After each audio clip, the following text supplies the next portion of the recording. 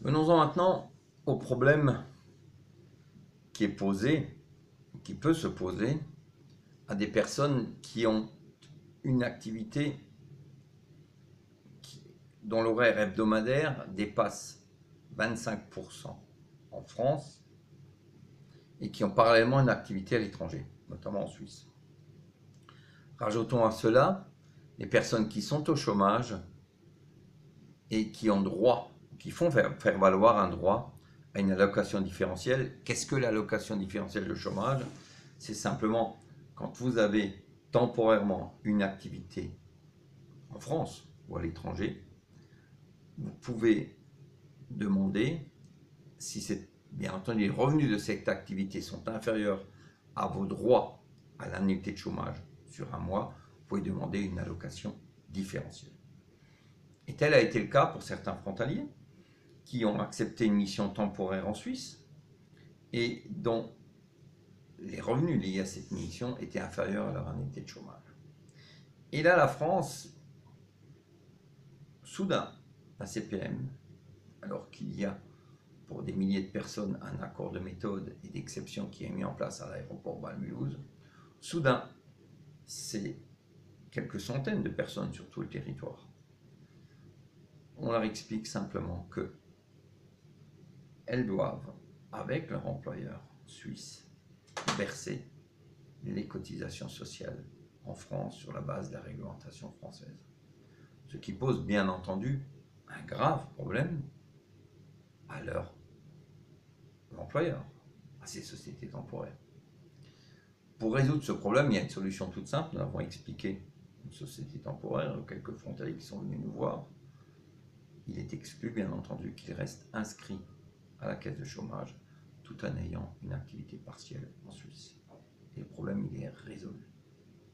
Bien entendu, on pourrait nous dire, mais attendez, si je touche moins en Suisse que je toucherais au chômage en France, je serais perdant.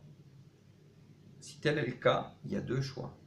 Le premier choix, c'est de dire, je refuse la mission en Suisse. On est dans l'aberration. Je le conçois totalement. Mais ça, c'est la France qui le veut. C'est notre système social qui veut ça. C'est complètement stupide. Puis d'un autre côté, on peut aussi dire que pendant le temps où la personne ne fait pas valoir son droit au chômage, bien entendu, si elle reste sans emploi, à la fin, les périodes pendant lesquelles elle n'a pas fait valoir le chômage se rajoutent, bien entendu. Donc, on est un peu moins perdant qu'on peut l'imaginer. En tout état de cause, je le répète, il n'y avait pas lieu de proclamer, comme l'a fait une association du côté de Genève, de proclamer que les employeurs en Suisse, les bureaux temporaires, sont en énorme danger, que l'avenir des travailleurs temporaires frontaliers est en grave danger. Je le répète, ça concerne une petite catégorie de travailleurs temporaires et nous avons la solution. Peu importe, nous avons, grâce à cela, puisque cette association est bien entendu à monter un tout petit peu, fait une émulsion un petit peu de toute cette histoire.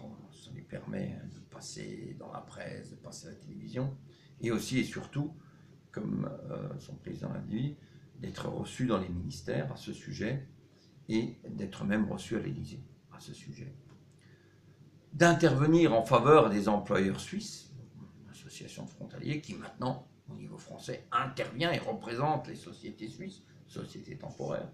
Ce n'est pas mes propos, c'est les propos que j'ai écoutés, vus à la télévision, puisque un frontalier s'est pris la peine de télécharger l'extrait et me l'envoyer.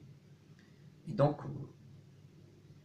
nous constatons simplement, et assez paradoxalement, que cela fait des mois que plusieurs élus systématiquement interviennent concernant de nombreux sujets qui nous préoccupent, plus au point et qui les préoccupent.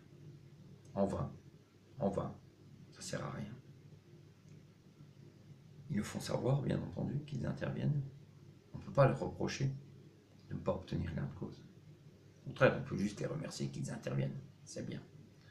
Mais il est quand même paradoxal dans ce pays que les portes et les portails soient ouverts à certains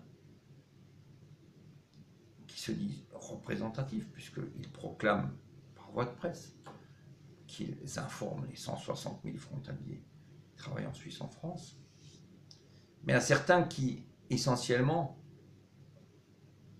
ne contrarient en rien nos dirigeants, mais absolument en rien.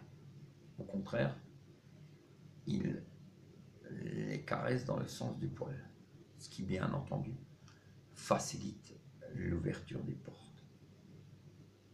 Sauf que des milliers de frontaliers restent de l'autre côté du portail ou de la clôture.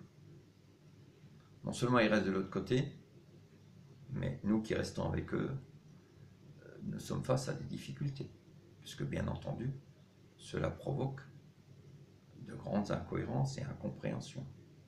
Si on entend et on veut entendre qu'un seul et unique son de cloche, et que ce son de cloche répond très fidèlement à celui qui tire la corde de la cloche, il est évident que le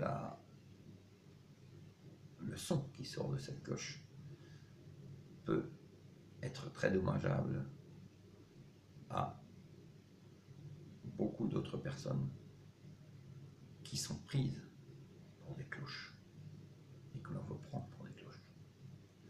Pire encore, nous découvrons toujours, par le biais de cette association, que son secrétaire général stipule que la Suisse aurait très très bien négocié les accords de chômage et que la France donc se serait fait avoir, puisque la Suisse ne rétrocède plus d'indemnités de chômage des frontaliers, les cotisations de chômage des travailleurs frontaliers qui sont encaissés en Suisse, il faut le noter,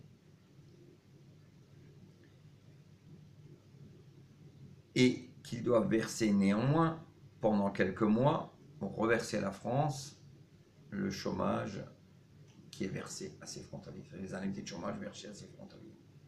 Ce qui est très paradoxal, et j'y reviendrai dans le sujet suivant. Parce qu'il faut rappeler l'historique de nos divers problèmes. Et surtout, la Suisse, contrairement à ce qui est dit et ce qui est proclamé, n'a jamais bien négocié. Bien au contraire. Les caisses de chômage françaises, pendant des années, ont profité davantage que la Suisse leur a accordé. Et les frontaliers, eux, ont été très maltraités par rapport à tous les autres frontaliers de tous les autres pays, jusqu'en 2002. J'y reviendrai dans le sujet suivant, que je vous prie de bien regarder.